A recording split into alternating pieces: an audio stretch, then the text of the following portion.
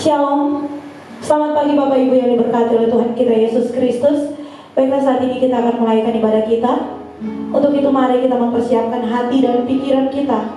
Kita menghadap Tuhan kita. Kita mau bersyukur untuk setiap hal yang Tuhan kerjakan dalam hidup kita. Bersyukur untuk tuntunan Tuhan hingga saat ini. Dia masih menjaga, melindungi kita, memelihara kita dengan kesehatan, menjauhkan kita dari segala jenis penyakit. Bersyukur kepada Tuhan untuk waktu yang masih Tuhan perkenankan untuk kita menghadap hadirat-Nya. Bersyukur kepada Tuhan untuk keluarga yang Tuhan berikan dalam hidup kita.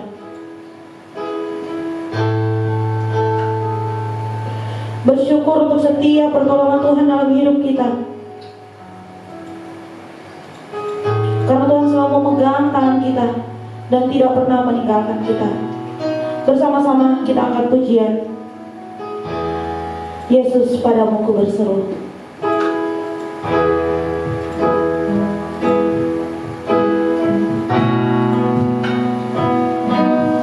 Kau Tuhan, penolong dalam hidupku. Ku percaya hanya kepadamu. Kau pegang tanganku dan tuntun langkahku. Yesus, kau perlindunganku. Kau Tuhan, kau Tuhan, kekuatan dalam hidupku, penolongku dalam kesesatan. Kau gunung batuku dan pertahananku. Yesus, kau kemenanganku. Yesus, padamu ku berseru. Kaulah penyelamatku.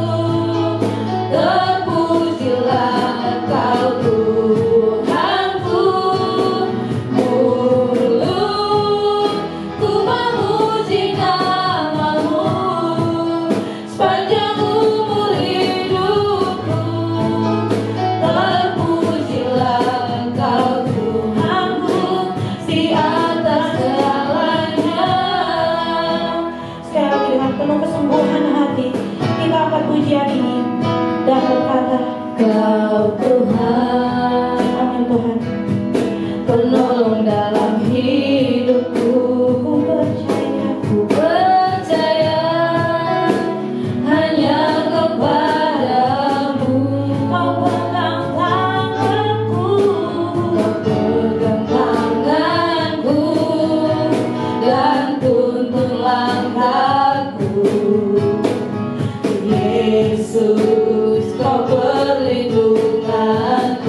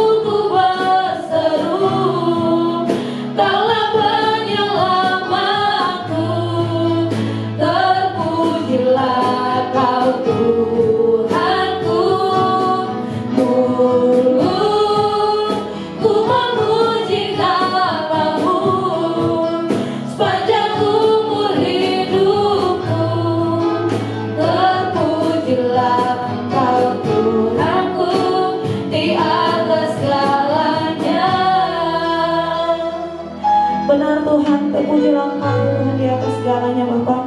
Kebaikan-Mu begitu nyata dalam hidup kami Tuhan. Terima kasih banyak Tuhan Yesus untuk karya keselamatan-Mu Tuhan. Terima kasih untuk pertolongan-Mu yang luar biasa yang kami bisa rasakan hingga saat ini. Tuhan, di sepanjang minggu ini kami sudah melakukan hal yang tidak berkenan di hadapan-Mu Bapa. Saat ini kami datang dengan kerendahan hati Tuhan. Kami memohon tolong ampuni setiap salah dan dosa kami Tuhan. Kami lakukan melalui perbuatan kami, melalui perkataan, bahkan pikiran kami Tuhan. Kami menyakiti hati orang-orang di sekitar kami Bapa. Terlebih kami menyakiti hati-Mu Tuhan. Untuk itu ampuni kami Tuhan. Layakkan kami untuk bersama-sama dengan-Mu Bapa. Bahkan Tuhan, kami mau bersyukur untuk karya keselamatan-Mu Tuhan.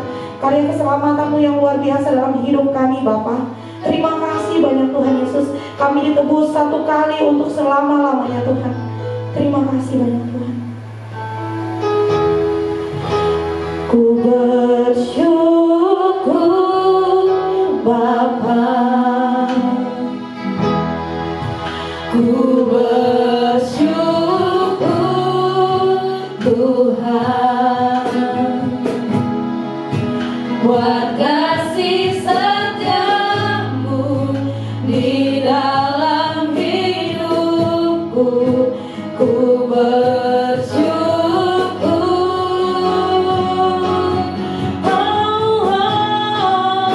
ku bersyukur Bapa.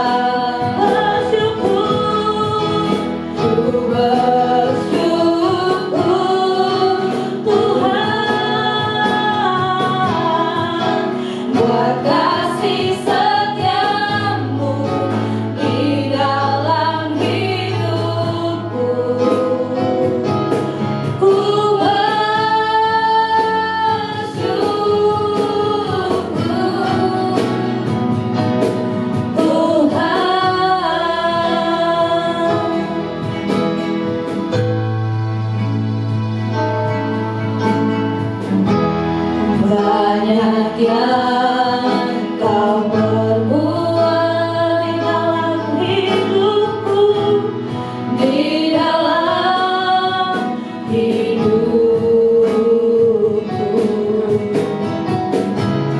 Rancangan indahmu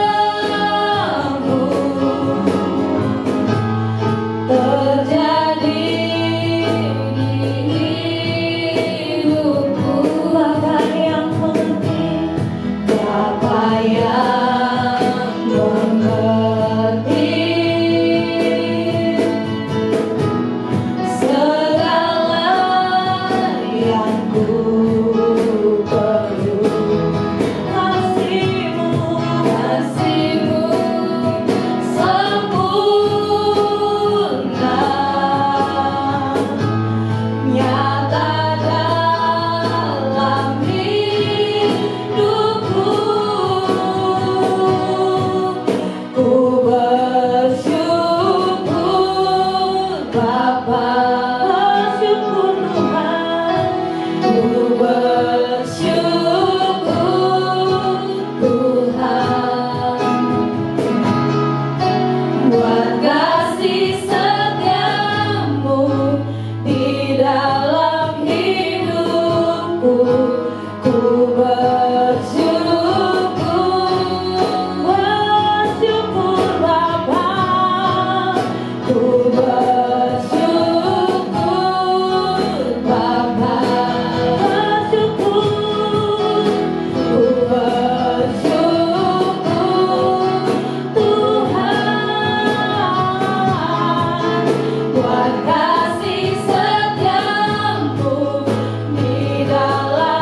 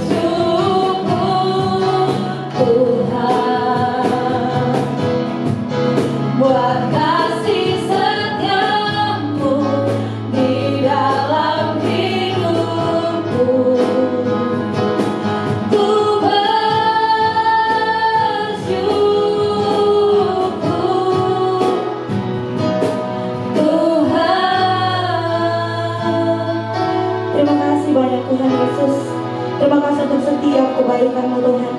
Ini setiap ungkapan syukur kami Tuhan, pengakuan dosa kami. Layakkanlah kami menghadap hadirat-Mu saat ini. Saat ini kami akan mengangkat pujian penyembahan di hadapan-Mu Tuhan. Kami akan memuji memuliakan nama-Mu Tuhan. Kiranya Engkau melayakkan kami semua. Di dalam nama Yesus, haleluya. Amin. Bapak Ibu yang diberkati oleh Tuhan kita Yesus Kristus, saat ini mari kita angkat pujian. Tak pernah aku ragu akan kesetiaan-Mu. Bapak Ibu yang di rumah ikut bertepuk tangan.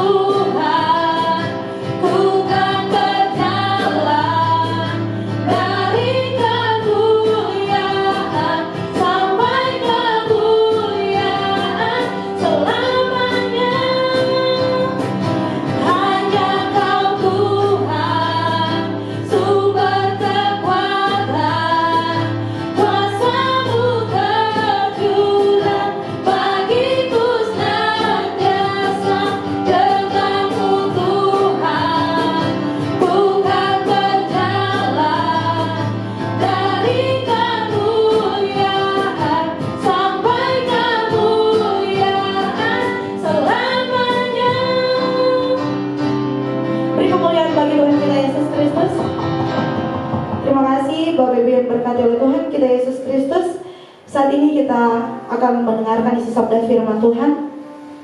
Sementara hambanya dalam persiapan, kita angkat pujian yang berkata, seperti rusa yang haus.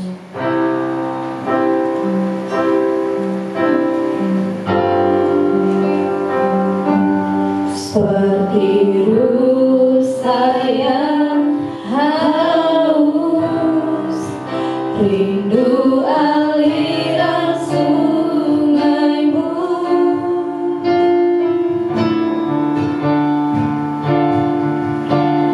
Hatiku tak tahan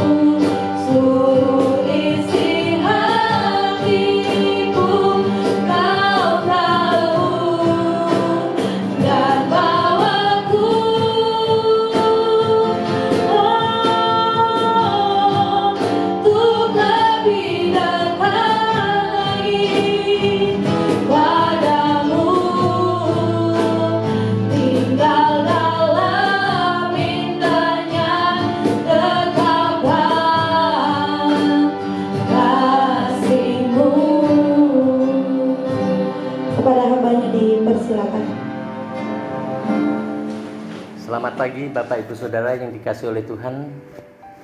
Pagi ini kita bertemu lagi dalam ibadah online. Dan kita harap Bapak Ibu Saudara sudah mempersiapkan untuk membaca dan merenungkan firman Tuhan bersama pada pagi ini. Mari kita mohon pimpinan Tuhan di dalam doa. Mari kita berdoa. Tuhan Yesus, kami bersyukur pada pagi hari ini Engkau memberi kami kesempatan untuk beribadah secara online. Tuhan memberkati kami semua, pimpin melalui kuasa Roh Kudus, agar kami bisa menikmati kebenaran firman Tuhan yang akan dibaca, yang akan direnungkan. Kiranya Engkau menuntun khususnya hamba-Mu yang akan menyampaikan kebenaran firman-Mu. Tuhan tolong supaya dapat menyampaikan dengan jelas untuk pertumbuhan iman percaya kami kepadamu. Terima kasih Tuhan, kami pasrahkan pembacaan dan perenungan firman Tuhan pagi ini di dalam nama Tuhan Yesus Kristus, Allah dan Juru Selamat kami berdoa. Amin. Firman Tuhan pada pagi hari ini kita akan membaca di dalam kitab Efesus pasal yang ke-6 ayat yang ke-10 sampai ayat yang ke-20. Saya beri kesempatan Bapak Ibu Saudara membuka Alkitab masing-masing di dalam Efesus pasal 6 ayat 10 sampai ayat 20. Demikian bunyinya, akhirnya hendaklah kamu kuat di dalam Tuhan, di dalam kekuatan kuasa-Nya.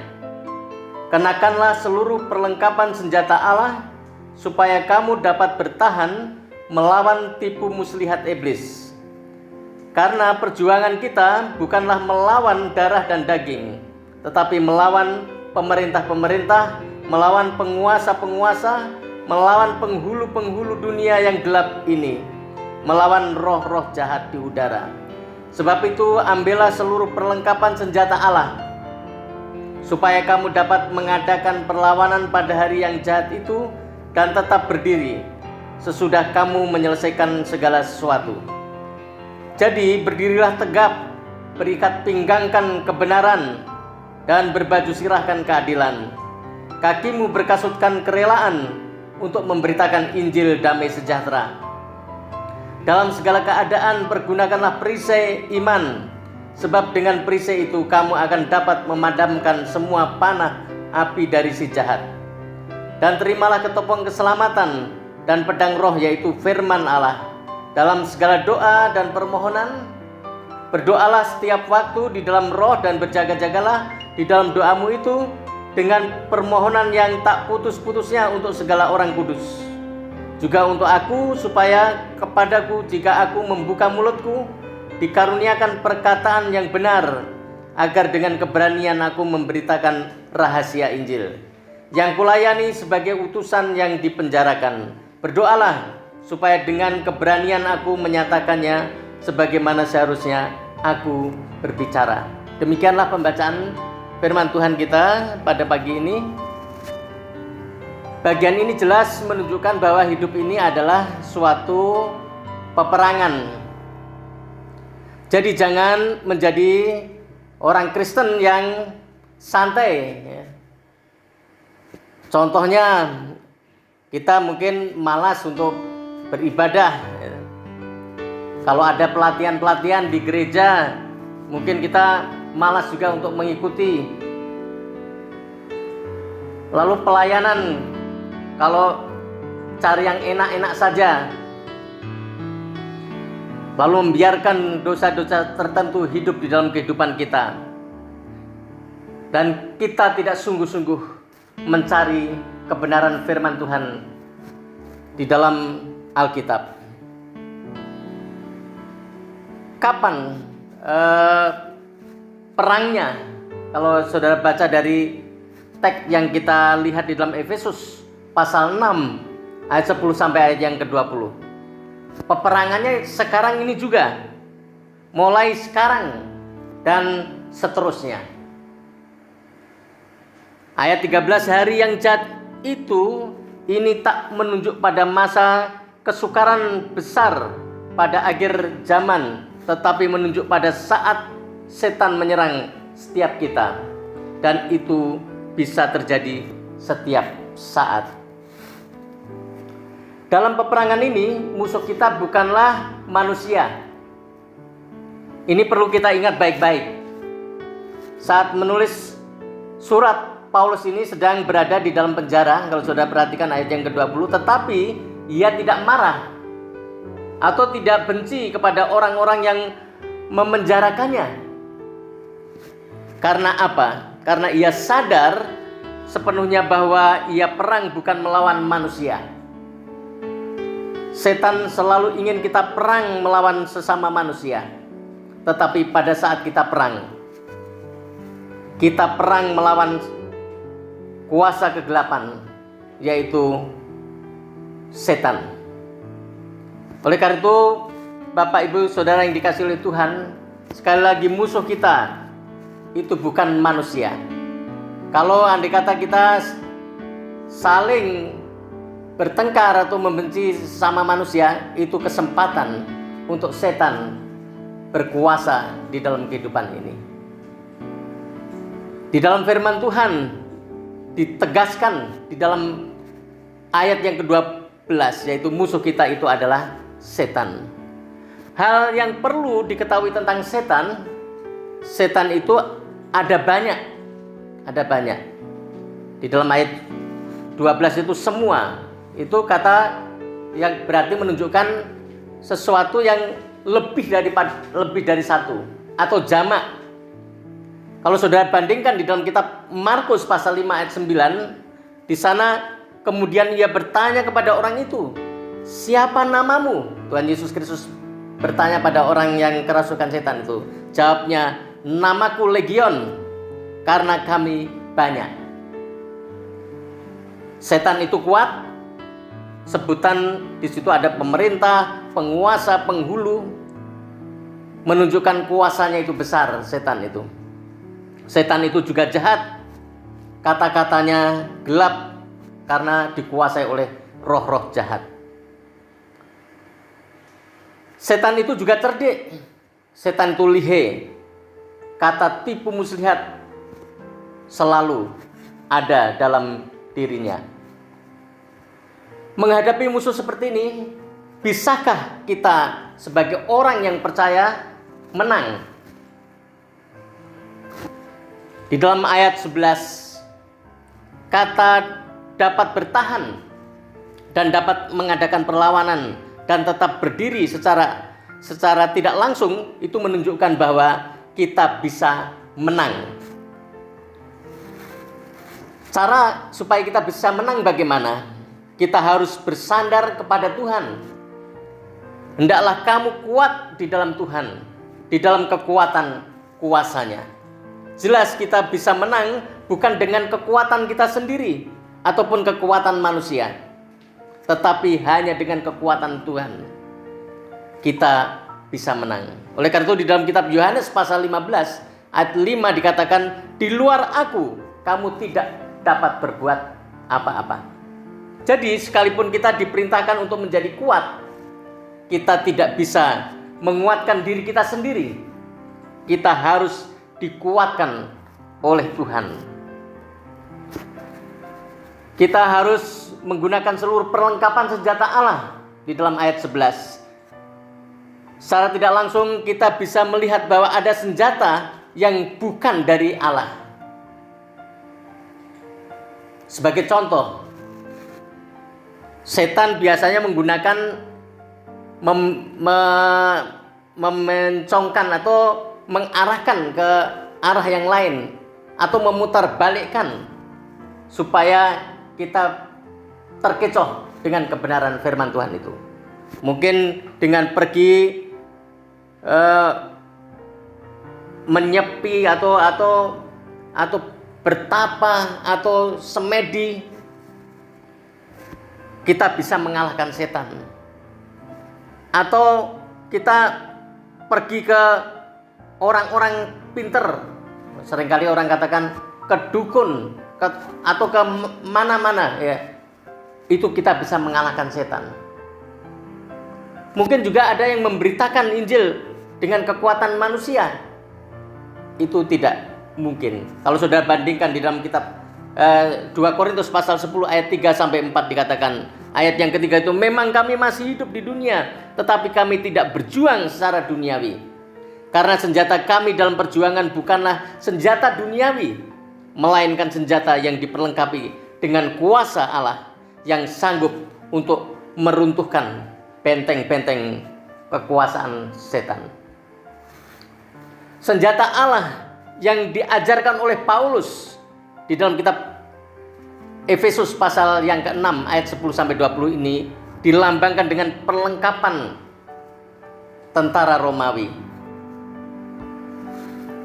Yaitu kita dapat memperhatikan dua ayat 11 dan ayat 13.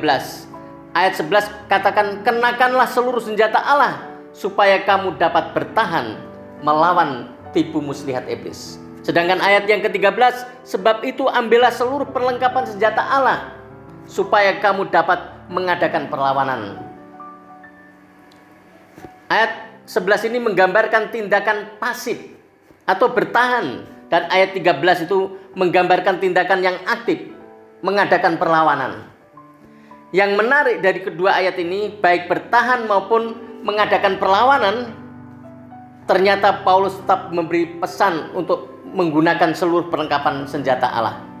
Apa artinya? Artinya dalam perjuangan kita melawan kuasa iblis, aspek bertahan dan menyerang merupakan satu kesatuan yang tidak bisa terpisahkan.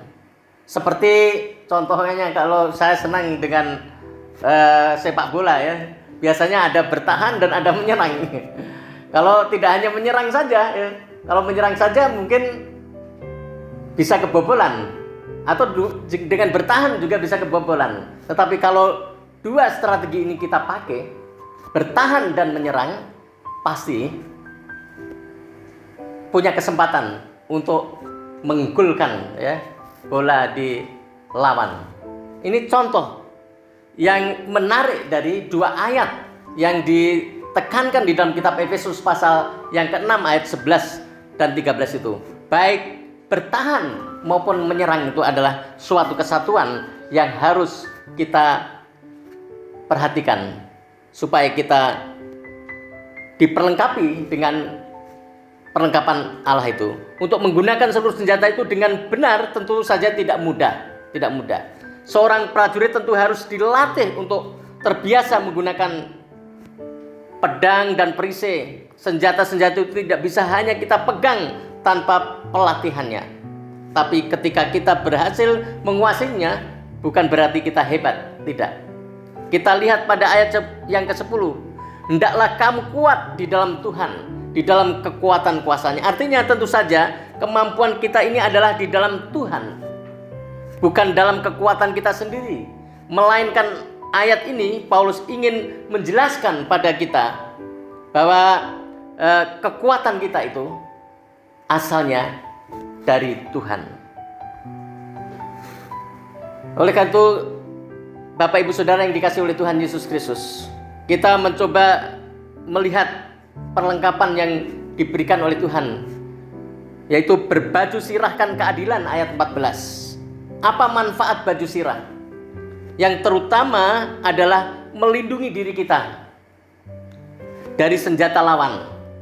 Apakah kaitannya dengan keadilan?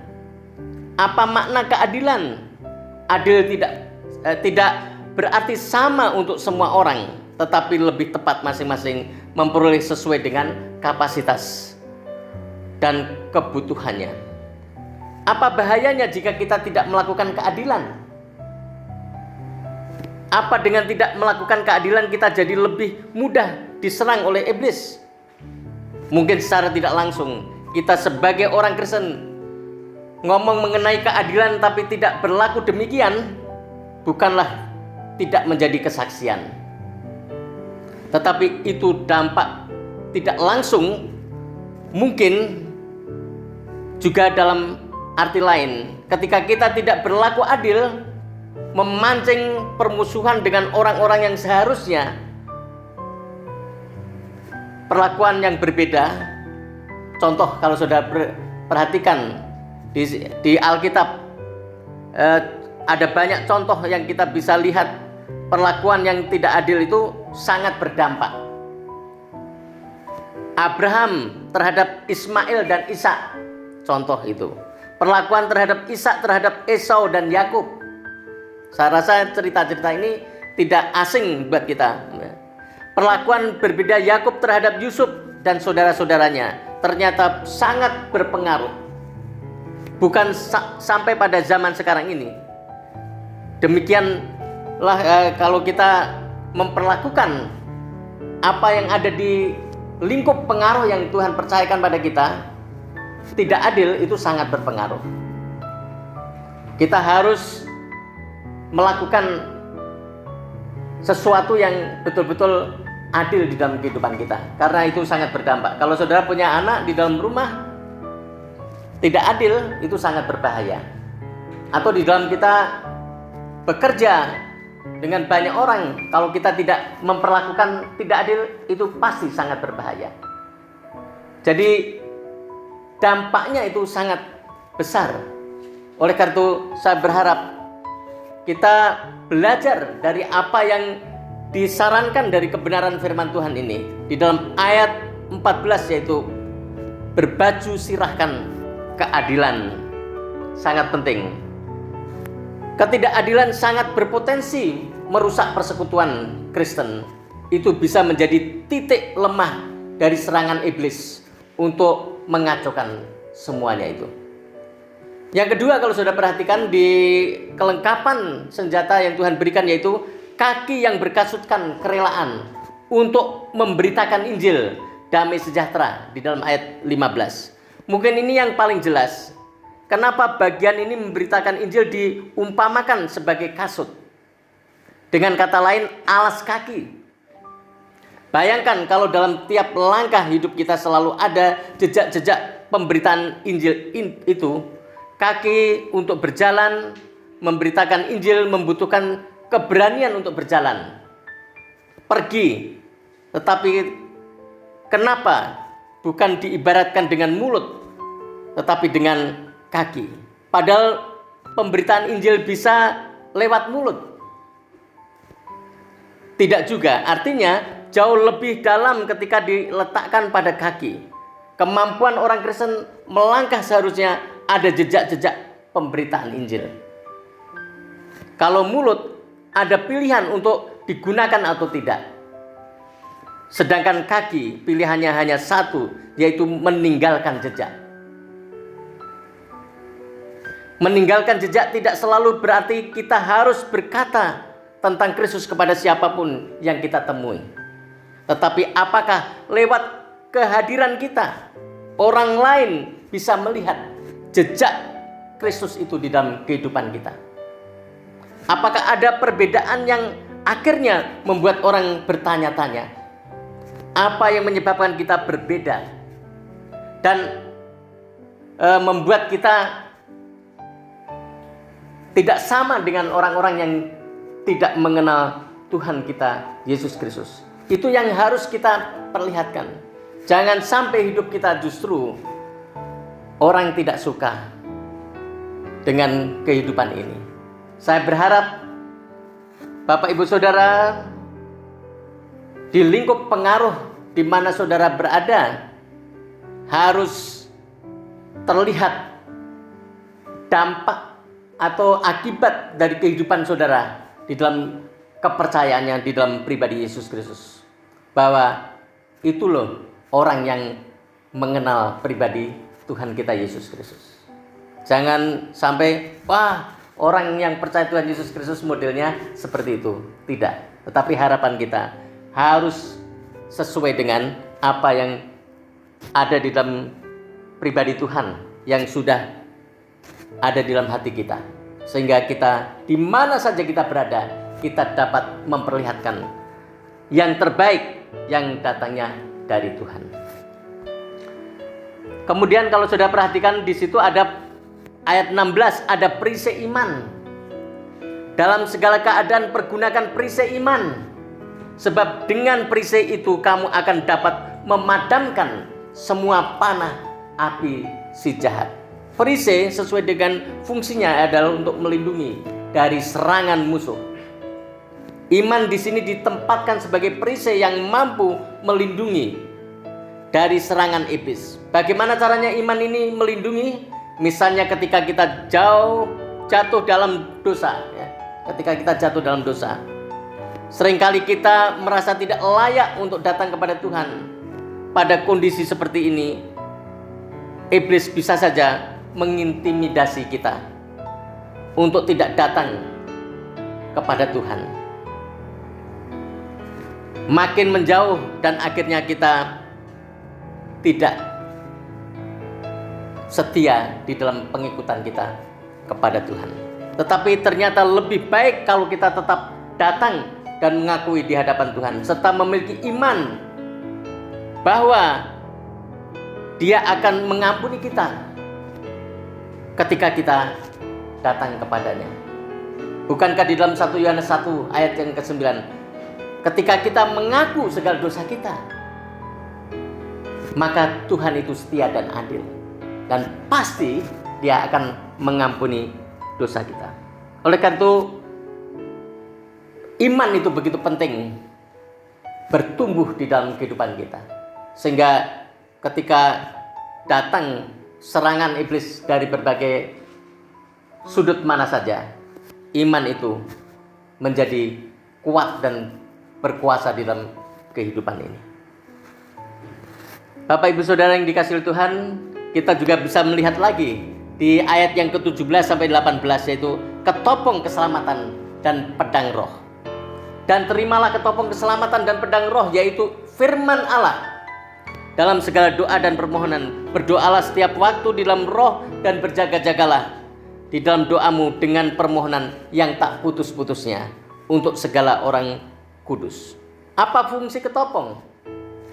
Ketopong itu melindungi bagian yang mengontrol segala sesuatu dari tubuh ini, yaitu kepala. Apa artinya? Ketika kita belum mengenakan ketopong itu, jangan berharap kita bisa mengontrol dengan baik perilaku tubuh dan keinginan-keinginan kita, karena dosa masih menguasai kehidupan kita ini. Artinya, dengan menerima keselamatan di dalam pribadi Yesus Kristus merupakan modal awal yang berharga untuk menang terhadap kuasa iblis. Mana mungkin orang yang belum selamat bisa menang terhadap iblis, karena janjinya di dalam kebenarannya. Ketika kita percaya kepada Tuhan, akan ada kekuatan yang diberikan di dalam kehidupan ini. Bagaimana dengan pedang roh? Di sini yang menjadi pedang roh adalah firman Allah, doa dan permohonan. Firman Tuhan menjadi kekuatan yang sangat berharga untuk bertahan dan menyerang seperti pedang.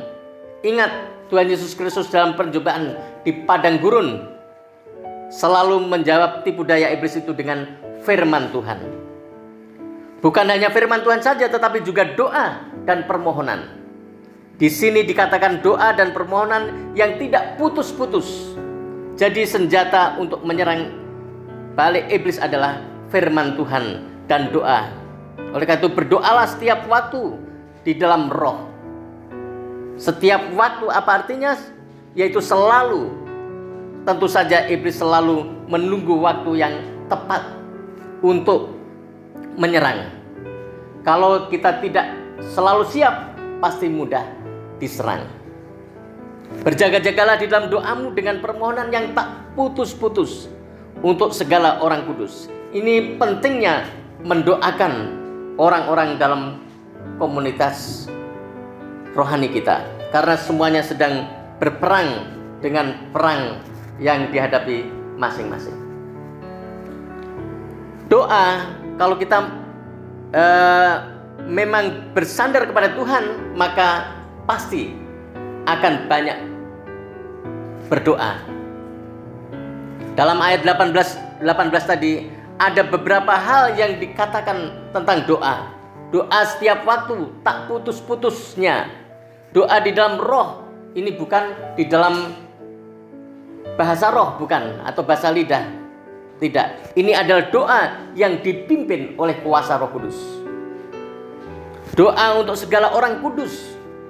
Kita harus berdoa untuk semua orang Kristen di lingkup di mana kita berada, agar mereka dapat bertahan dan dapat menang dari berbagai tipu daya kuasa dari iblis itu. Perlu disadari senantiasa bahwa perang ini tidak bersifat individu. Kita tak bisa tidak mempedulikan orang Kristen yang lain. Jadi kita harus saling mendoakan. Saat ini saya rasa banyak waktu untuk kita mengambil waktu untuk berdoa karena sedang dirumahkan. Dirumahkan oleh karena pandemi yang belum selesai, belum selesai. Dan kita berharap segera selesai. Bukan berarti kalau sudah selesai tidak banyak waktu berdoa. Harus dikembangkan lagi sehingga kita bisa menumbuhkan di dalam persekutuan kita, komunikasi kita dengan Tuhan harus makin hari makin bertumbuh sehingga kita mendapatkan kekuatan yang berasal dari Tuhan. Saya bersyukur karena berada di satu tempat yang banyak anak-anak bersama-sama dengan kami. Jadi kami rame terus tapi bukan berarti hanya senang-senang, tidak. Ada kesempatan kami beribadah pagi, beribadah malam, kami bisa berinteraksi, memberikan edukasi banyak supaya kita bagaimana bisa mengatasi masalah yang sedang terjadi ini, sehingga kita bisa bebas dari berbagai macam penyakit yang sedang melanda ini.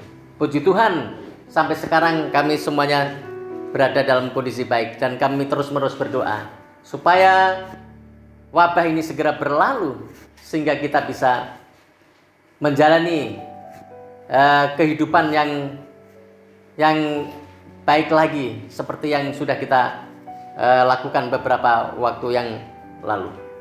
Ini masalah kita bersama, masalah dunia yang harus kita sedang peperangi bersama-sama. Mungkin ini menjadi suatu ujian buat kita semua supaya kita bisa lebih dekat dengan Tuhan, lebih bergantung pada Tuhan, meyakini bahwa Tuhan memperhatikan dan memelihara di dalam kehidupan ini. Saya berharap ini terus-menerus menjadi motivasi di dalam kehidupan kita bersama-sama untuk lebih dekat dengan Tuhan, lebih menikmati persekutuan kita dengan Tuhan. Jangan menjauhkan diri untuk beraktivitas yang tidak mempermuliakan Tuhan, tetapi kita upaya setiap saat bagaimana kita bisa berdoa dan memuji-muji Tuhan dan minta supaya segera berlalu masalah yang menjadi pergumulan kita bersama ini. Jadi jelas bahwa hamba Tuhan adalah juga manusia biasa, juga penuh kelemahan. Oleh karena itu Paulus minta doa pada jemaat yang ada di Kolose, atau di banyak tempat yang dilayani oleh Paulus, selalu minta supaya didoakan agar ada keberanian. Di Filipi yang lalu kita baca, di Kolose, di Efesus, selalu minta supaya didoakan. Karena dengan doa itu maka Paulus meyakini bisa berani untuk menginjil. Dengan doa itu Paulus bisa berkata-kata yang benar sehingga banyak orang bisa mendengar apa yang diperintahkan Tuhan untuk disampaikan. Dua hal ini penting untuk pribadi kita sebagai orang yang percaya pada Tuhan Yesus Kristus, juga khususnya para pelayan hamba-hamba Tuhan, sangat penting. Jangan ada hamba Tuhan atau pelayan yang berani tetapi memberitakan yang salah atau tidak jelas. Ada hamba Tuhan atau pelayan atau orang Kristen yang bisa dikatakan benar memberitakan Injil tetapi tidak berani. Ini dua hal ini penting. Oleh karena itu Paulus minta kepada jemaat yang ada di Efesus supaya mendoakan agar Paulus mampu melaksanakan pekerjaan Tuhan yang luar biasa itu. Saya berharap apa yang kita baca pada pagi hari ini di dalam kitab Efesus pasal yang ke-6 ayat 10 sampai 20. Perlengkapan itu sangat penting untuk ada di dalam kehidupan kita semua sebagai orang yang percaya pada Tuhan, sehingga kita akan mampu menjalani kehidupan ini dan mampu bertahan dan menang di dalam berbagai ujian dan pencobaan yang sedang kita hadapi, sehingga kita bersukacita oleh karena Tuhan memberikan kekuatan di dalam kehidupan kita semua. Kiranya Tuhan memberkati kita semua, dan saya berharap kita bisa terus-menerus bertumbuh di dalam pengenalan kita pada Tuhan kita Yesus Kristus. Mari kita berdoa mengucap syukur untuk firman Tuhan ini. Tuhan, kami menaikkan pujian syukur kehadirat-Mu. Engkau memberkati kami pada pagi hari ini di dalam kami membaca dan merenungkan firman-Mu. Kami semua sedang menghadapi peperangan, bukan melawan orang sesama, tidak, tetapi melawan kuasa-kuasa kegelapan yang menyebabkan kami menjadi tidak hidup baik. Oleh karena itu Tuhan, kami berterima kasih untuk firman-Mu yang diberikan pagi ini. Ada perlengkapan rohani yang penting dan harus ada di dalam kehidupan kami sebagai orang yang percaya kepadamu, supaya ketika kami menghadapi berbagai tipu daya dari kuasa iblis, kami menang bersama dengan Tuhan. Oleh karena Tuhan memberikan kekuatan itu di dalam hidup ini. Terima kasih, hamba sudah selesai menyampaikan kebenaran firman-Mu ini. Kami yakin Tuhan akan memimpin melalui kuasa Roh Kudus kepada setiap pribadi, baik yang ada di tempat ini maupun di tempat masing-masing. Terpuji nama-Mu, di dalam nama Tuhan Yesus Kristus kami berdoa. Amin. Saya mengundang Bapak Ibu Saudara untuk berdiri. Kita akan menyanyi sebuah lagu yaitu doa Yabes, dan kita akan menyampaikan beberapa pokok doa, dan kita akan sekaligus mengakhiri ibadah kita pada pagi hari ini.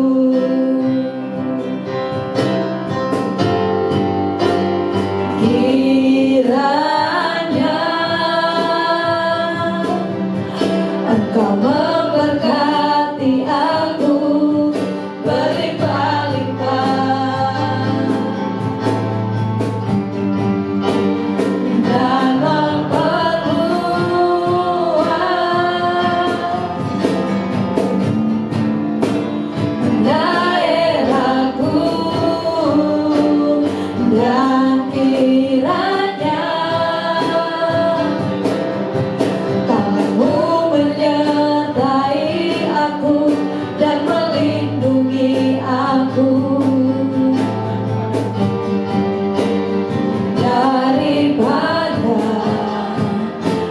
malapetaka, sehingga kesakitan tidak menimpa aku. Mari kita berdoa. Tuhan, Bapa kami yang di surga, terima kasih untuk firman yang telah kami dengar. Kiranya Engkau berkenan untuk mengingatkan kami terus melakukan firman-Mu. Tuhan, pada saat ini kami akan menyampaikan beberapa permohonan doa kepadamu, khususnya untuk pemerintah kami, untuk bangsa dan negara kami. Tuhan, Engkau tahu keadaan bangsa ini sekarang, segala permasalahan yang sedang dialami, yaitu masalah politik, ekonomi, sosial, secara khusus juga pandemi 19 yang sampai sekarang ini belum juga usai. Tetapi kami meyakini bahwa Tuhan sudah mendengar dan segera pandemi ini akan berhenti.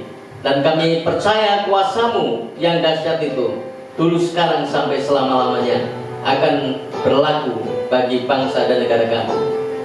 Terima kasih Tuhan, kuasailah juga anak-anak-Mu yang diberi kepercayaan sebagai pemimpin di Indonesia ini. Tuhan, berikan hikmat, kemampuan yang datangnya dari Engkau, sehingga mereka dapat menjadi alat yang baik di dalam pekerjaan Tuhan.